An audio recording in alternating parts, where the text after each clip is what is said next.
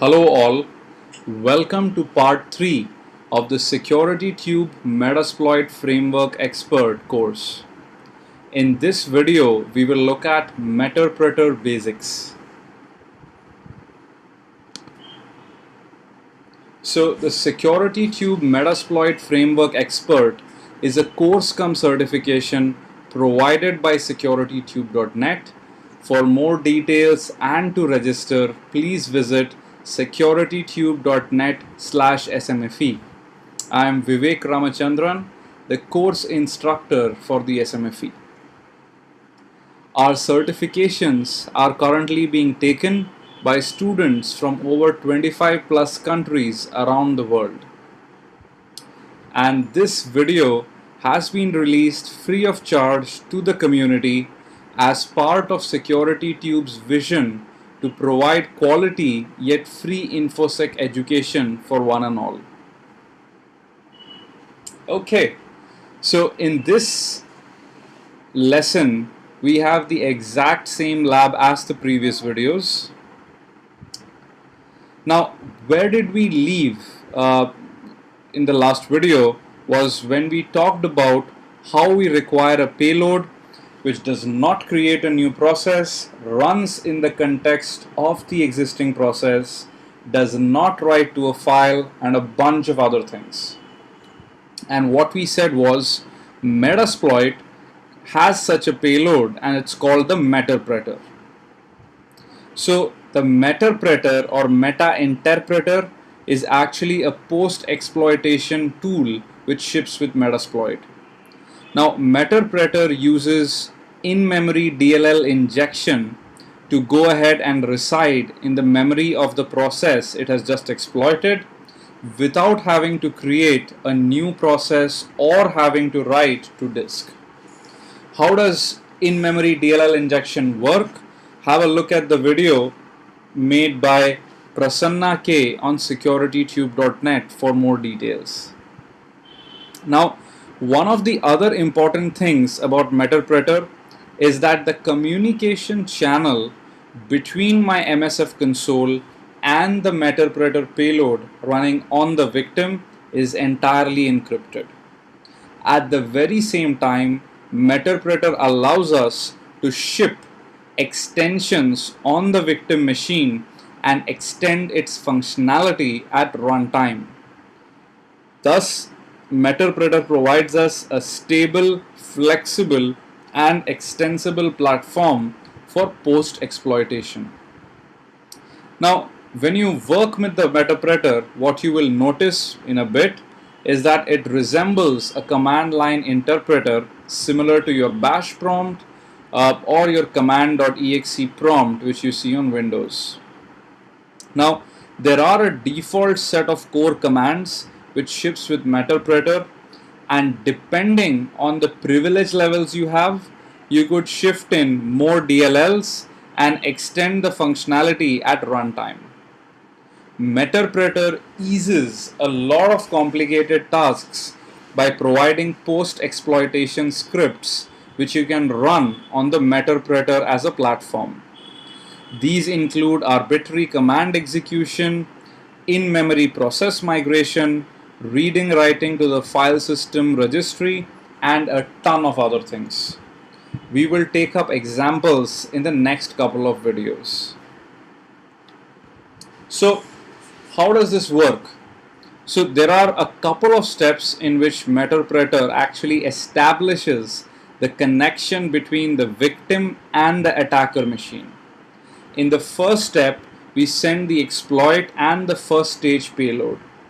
This first stage payload, after the exploit succeeds and this payload is run, connects back to our MSF console running on the attacker machine. Right? Then what happens is the attacker machine sends back the stage 2, which contains the DLL injection payload. This payload runs and then receives the Meterpreter DLL from the attacker machine, which it injects in memory and runs. Finally, this victim side Meterpreter DLL goes ahead and communicates with the attacker machine's MSF console session to provide you full access to whatever capabilities Meterpreter offers. Now, the entire communication, as we mentioned, is encrypted, right? And basically you have a client server model where the server runs on the victim and the client runs on the attacker machine. The communication happens using TLVs or type length value parameters. The interesting thing which you will note is that you can actually have multiple channels of communication as part of the same Meterpreter session, and this is basically possible because what we are doing is multiplexing between the different channels by using these short TLV packets going back and forth between the client and the server. So we'll look at a demo of channels as well a little later. Now let me do a quick demo of Meterpreter, show you some basics around it, and then in the next couple of videos we'll take up Meterpreter and post-exploitation in more detail. So let's go to our attacker machine. This is our backtrack instance, and let's go to our victim machine, which is Windows XP. Right, here it is. Let me ensure that we are sure about the IP address, which in my mind is 1.150, which is exactly the case. So what I'm going to do is search again for Net API, as this is the vulnerability I plan to use.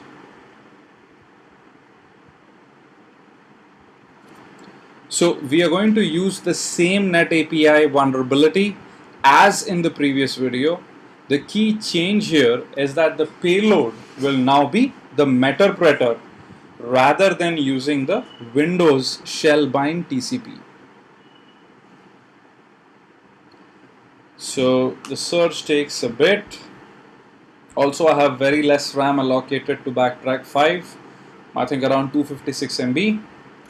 So let's use the Net API exploit. So here we go. Let me go ahead and use this. Let's look at options. I'm going to set the remote host to 1.150, which is our victim Windows XP machine. I'm going to set the payload to Windows Meterpreter reverse TCP. Now, reverse TCP basically means that the victim machine connects back to us to go ahead and establish the Meterpreter session with us. We'll get into more details of what reverse TCP exactly means later. But for reverse TCP, you need to mention the attacker machine IP address, as this will go out as part of the payload. So here you go. Now let us hit exploit. Right, so if you notice, it says sending stage. This is the stage where it is actually sending the DLL, and now it says Meterpreter session 1 opened between 1.10 and the victim 1.50. Fantastic. Now this leads you to a little prompt which says Meterpreter. What this means is exploitation succeeded, our Meterpreter payload has run, and now we have a communication channel between the Meterpreter payload on the victim with the attacker machine, which is our machine. Now once you're inside, you can do a quick question mark to look at all the different commands which Meterpreter allows you to use. I'll just show you some very basic commands in this video. Take this up in more detail in later videos. So if I want to know a little bit about the system information, I can quickly do a sysinfo. This tells me things like this is Windows XP, build 2600, architecture is x86, so on and so forth, right? And the language is English US. Now to look at our process ID, I could actually do a get PID, which is 1032, and I can do a get UID to figure out who we are, which is the system, the system identity for now. To look at all existing processes, we can do a quick PS, which gives us a list of processes and a bunch of other info, right? Now we can do a ton of things with Meterpreter, which I will take up in a later video. In this video, all I wanted you to see is how to set a payload to Meterpreter, get a Meterpreter session, and then do some basic communication with it. Right? So that's all for this video. If you like this video, please leave a comment behind. Also, please have a look at securitytube.net/smfe to look at our SecurityTube Metasploit Framework Expert certification program. That's all. Thank you very much. Have a great day ahead. Bye-bye. For 25 plus countries around the world. And this video has been released free of charge to the community as part of SecurityTube's vision to provide quality yet free InfoSec education for one and all. Okay, so in this lesson,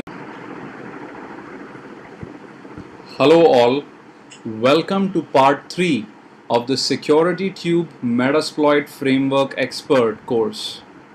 In this video, we will look at Meterpreter basics. So the SecurityTube Metasploit Framework Expert, other things.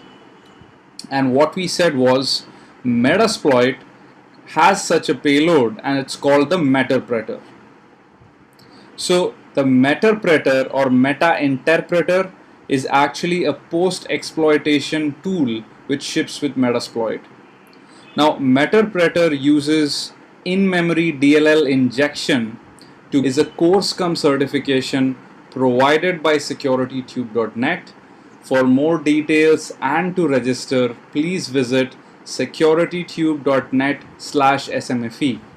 I am Vivek Ramachandran, the course instructor for the SMFE.